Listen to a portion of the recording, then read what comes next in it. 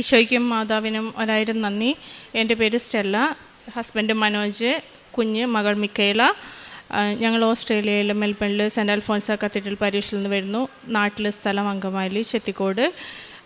ഞങ്ങളുടെ വിവാഹം കഴിഞ്ഞ് 16 വർഷങ്ങൾക്ക് ശേഷം ഈ കുഞ്ഞിനെ മാതാവിൻ്റെയും ഈശോയുടെയും അനുഗ്രഹമായി ലഭിച്ചതിൻ്റെ നന്ദി പറയാനായിട്ടാണ് ഞങ്ങൾ വന്നത്. 2018-19 കാലത്താണ് ഞങ്ങളോട് കൃപാസനത്തെക്കുറിച്ച് കേൾക്കുന്നത്. ഇവിടെ വന്ന് പ്രാർത്ഥിച്ച ഒരു കുഞ്ഞിനെ ലഭിക്കുമെന്ന് പറഞ്ഞു. പക്ഷെ പറഞ്ഞ് സിൻചേച്ചി ഇവിടെ വന്നിട്ടുണ്ടായിരുന്നില്ല. അപ്പോൾ കേട്ടത് ഉടമ്പടി എടുക്കുന്നത് രാവിലെ 5:30 എഴുന്നേറ്റ് പ്രാർത്ഥിക്കണം, വൈകുന്നേരം ചെറിയൊരു പ്രാർത്ഥനയുണ്ട്, പിന്നെ കുറച്ച് കാര്യങ്ങൾ ചെയ്യാനുണ്ട്.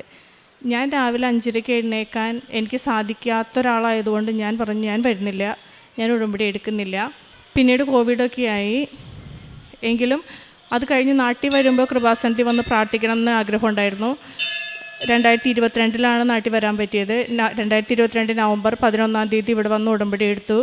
അതിനുശേഷം തിരിച്ച് ചെന്ന് ഉടമ്പടി ആദ്യം വലിയ വിശ്വാസമൊന്നും ഉണ്ടായിരുന്നില്ല മാതാവിലൊന്നും. കുഞ്ഞിനെ ലഭിക്കുന്ന കാര്യത്തിൽ പ്രാർത്ഥിക്കും.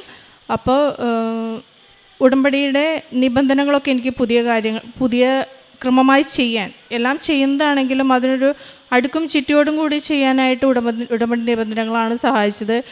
ഓരോ ധ്യാനങ്ങൾ കേൾക്കും തോറും അത് എങ്ങനെ കൂടുതൽ നന്നായി അല്ലെങ്കിൽ കൂടുതൽ വ്യത്യസ്തമായ രീതിയിലൊക്കെ അത് പ്രായോഗികമായി ചെയ്യണം എന്ന് എനിക്ക് മനസ്സിലായത് ഉടമ്പടി ധ്യാനങ്ങളിലൂടെയാണ്. വിശ്വാസം കൂടാൻ തുടങ്ങിയത് 2023 ഉടമ്പടി പുതുക്കേണ്ട സമയമായി. ആ സമയത്ത് വരാൻ പറ്റിയില്ല. അപ്പോൾ മനസ്സിലൊത്തിരി വിഷമമൊക്കെ തോന്നി.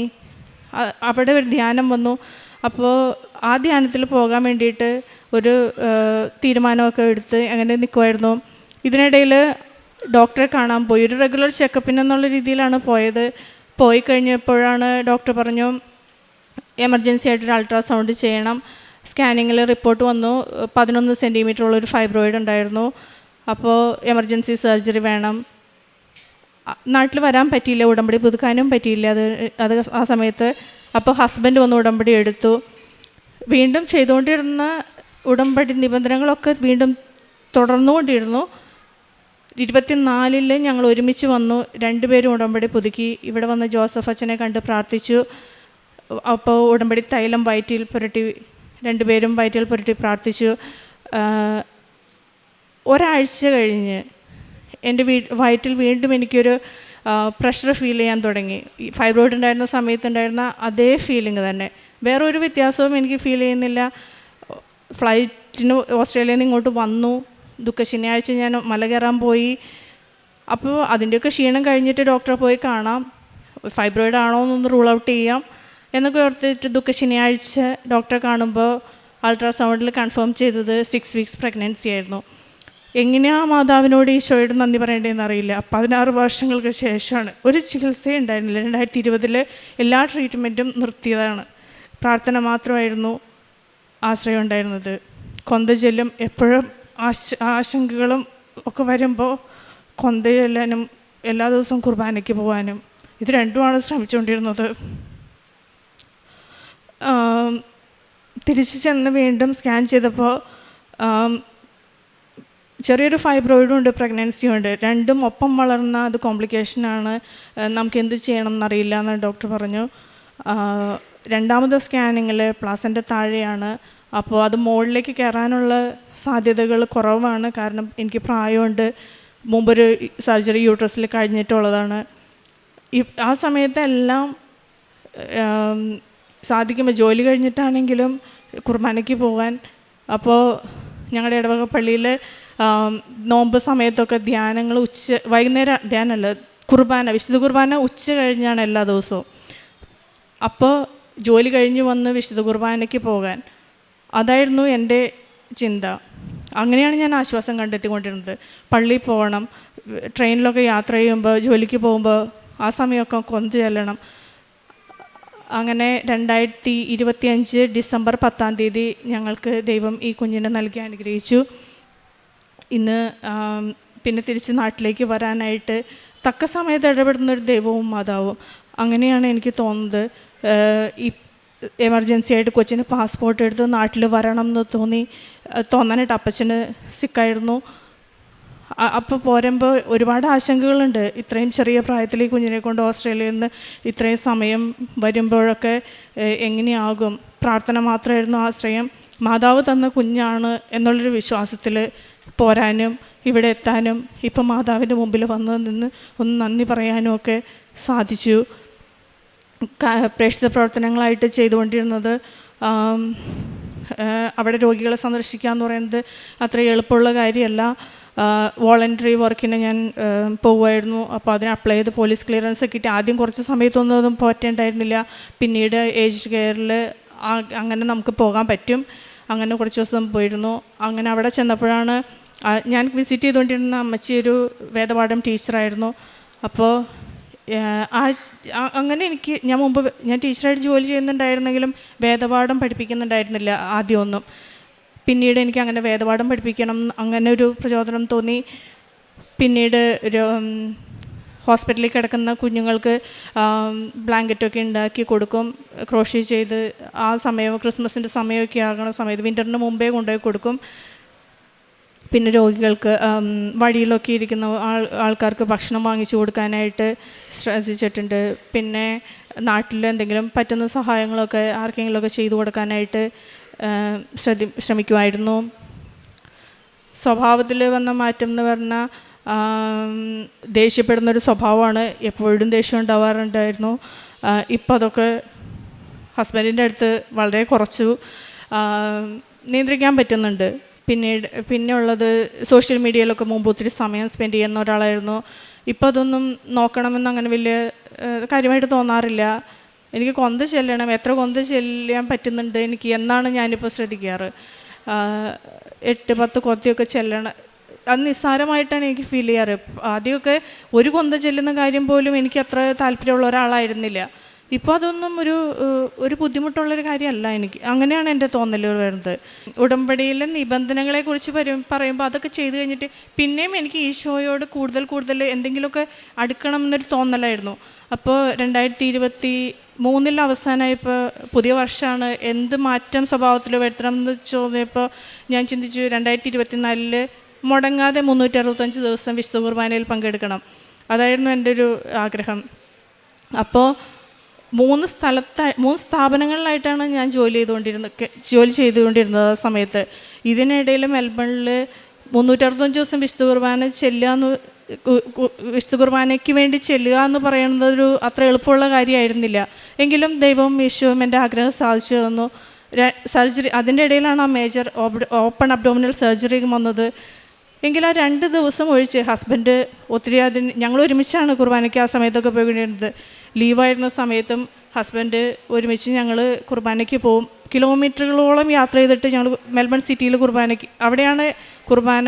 ഒരു ദിവസം 4 കുർബാനയുള്ള പള്ളി അറിയാമായിരിക്കും, സെൻറ്റ് ഫ്രാൻസിസ് ചർച്ചിൽ. അപ്പോൾ കുർബാന മിസ്സാകും ആ ദിവസം എന്ന് തോന്നിയ സിറ്റിയിലേക്ക് ഞങ്ങൾ പോകും കുർബാനയ്ക്ക് വേണ്ടിയിട്ട്. അങ്ങനെ 2 ദിവസം ആ ഓപ്പറേഷൻ്റെ അന്നും പിറ്റേ ദിവസവും മാത്രമാണ് വിശുദ്ധ കുർബാന മടങ്ങിയിട്ടുള്ളൂ. ദൈവം അനുവദിച്ചിട്ടുള്ളൂ. ബാക്കി എല്ലാ ദിവസവും പോകാനായിട്ടൊക്കെ ഈശോ അനുഗ്രഹിച്ചിട്ടുണ്ട്. എങ്ങനെയാണ് ഈശോയോട് ജീവിതം മാറ്റിമറിച്ചതിന് നന്ദി പറയണ്ടേന്ന് അറിയില്ല. അതുപോലെ ജോലിയിലും ഒരു മാറ്റം, കുഞ്ഞുണ്ടായി പ്രഗ്നൻസിയിൽ ഇത്രയും കോംപ്ലിക്കേഷൻ വരും എന്ന് പറഞ്ഞപ്പോൾ മനസ്സിലാഗ്രഹിച്ചു ഒരു പാർട്ട് ടൈം ജോലിയിലേക്ക് മാറണം. മുമ്പ് ടീച്ചിങ് ജോബായിരുന്നു ചെയ്തുകൊണ്ടിരുന്നത്. പ്രഗ്നൻസിയുടെ ഇടയിൽ നമുക്കൊരു പുതിയൊരു ജോലി കിട്ടുക എന്ന് പറയുന്നത്, പെർമനൻറ്റ് ജോലി കിട്ടുക എന്ന് പറയുന്നത് അത്ര എളുപ്പമുള്ള കാര്യമല്ല. കാരണം അവർ ചോദിക്കും നമ്മൾ ഉടനെ ഒരു ലീവ് പ്ലാൻ ചെയ്യണ്ടോ. അതും ഒരു പാരൻ്റൽ ലീവാണെന്ന് പറയുമ്പോൾ അവർക്ക് എളുപ്പം നമ്മളെ മാറ്റാൻ പറ്റും, വേറെ കാൻഡിഡേറ്റ്സിനെ എടുത്താൽ മതി. പക്ഷേ ഈശോയുടെയും മാതാവിൻ്റെയും അനുഗ്രഹം കൊണ്ട് ഈ പ്രഗ്നൻസിയുടെ ഇടയിലാണ് എനിക്കൊരു പുതിയൊരു പെർമനൻറ്റ് പാർട്ട് ടൈം ജോബിലേക്ക് ഞാൻ മാറിയതും. ഇതിനെല്ലാം ഈശോയോടും മാതാവിനോടും 1000 നന്ദി. തോബിത്തിൻ്റെ പുസ്തകം 4:19. ദൈവമായ കർത്താവിനെ എപ്പോഴും വാഴ്ത്തുക, നിൻ്റെ പാതകൾ നേരെയാകുവാനും നീ നനയ്ക്കുന്ന കാര്യങ്ങൾ ശുഭമായി ഭവിക്കുവാനും അവിടുത്തോട് പ്രാർത്ഥിക്കുക.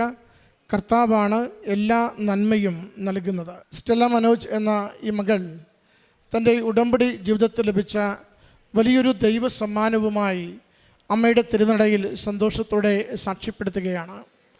ദാമ്പത്യ ജീവിതത്തിൽ 16 വർഷം മക്കളില്ലാതിരുന്ന ദമ്പതികളാണ്. ഏറെ ക്ലേശങ്ങൾ, സങ്കടങ്ങൾ, നിരാശകൾ, ചോദ്യങ്ങൾ, ഇങ്ങനെ കുറേ പ്രയാസങ്ങളിലൂടെ കടന്നുപോയിട്ടുണ്ട്. ഒത്തിരി നാൾ ചികിത്സയ്ക്ക് വേണ്ടി അലഞ്ഞിട്ടുണ്ട്.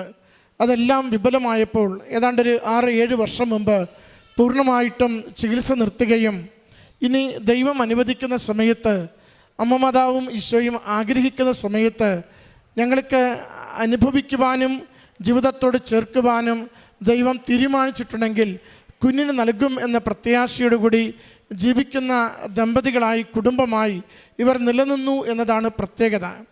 സഹോദരി പറയുന്നുണ്ട്, ആദ്യം ഉടമ്പടിയെക്കുറിച്ച് കേട്ടപ്പോൾ ഇത്രയൊരു അസ്വസ്ഥതയൊക്കെ തോന്നിയിരുന്നു.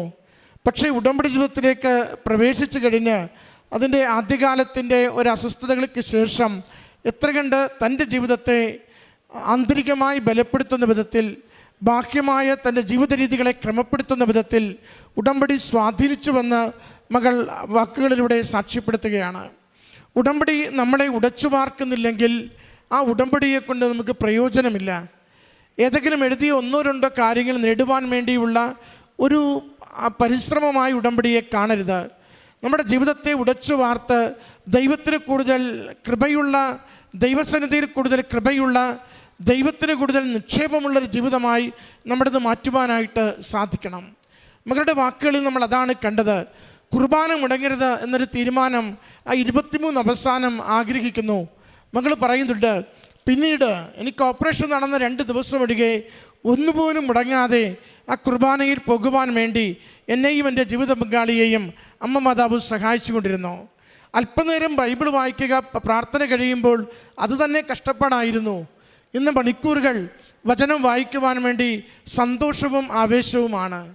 ഒരു ജപമാല പോലും ചൊല്ലിത്തീരുന്നത് ഒത്തിരി വിചാരത്തോടു കൂടിയായിരുന്നു. ഇപ്പോൾ 8-10 ജപമാല ഒരേ ആലോചനയിൽ അമ്മയുടെ കരങ്ങളിലേക്ക് ഏൽപ്പിച്ചു കൊടുത്ത് ചെയ്യുവാൻ ഉടമ്പടിയിലൂടെ കൃപയുള്ള വ്യക്തിയായി എന്നെ സഹായിച്ചുവെന്ന് അച്ഛൻ എപ്പോഴും ജോസഫ് അച്ഛൻ ഉടമ്പടി ധ്യാനത്തിൽ പറയും, നമുക്ക് കൃപകളെക്കുറിച്ചും അനുഗ്രഹങ്ങളെക്കുറിച്ചും വ്യക്തത ഉണ്ടാവണം. അനുഗ്രഹങ്ങൾ നമ്മുടെ ജീവിതത്തിന് ഫേവേഴ്സ്, താൽക്കാലിക കാര്യങ്ങൾക്ക് വേണ്ടി നൽകുന്നതാണ്. ഒരു അനുഗ്രഹം കിട്ടിയത് കൊണ്ട് നമ്മുടെ ജീവിതം അവിടെ പരിസമാപ്തി വരുന്നില്ല, അതുകൊണ്ട് ആവശ്യങ്ങൾ തീരുന്നില്ല. പക്ഷെ കൃപകൾ ലഭിക്കുന്തോറും അത് കൂടുതൽ കൂടുതൽ നമ്മുടെ ജീവിതത്തെ മാറ്റുകയും വളർത്തുകയും ചെയ്യും.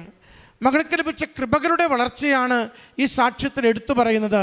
ജപമാല ചൊല്ലുവാൻ എനിക്ക് കൂടുതൽ സ്ഥിരത കിട്ടി, ഏകാഗ്രത കിട്ടി. കുർബാന കാണുവാൻ എനിക്ക് കൂടുതൽ സ്ഥിരത കിട്ടി, അത് പ്രാർത്ഥിക്കുവാനുള്ള സാഹചര്യം ഒത്തുകിട്ടി.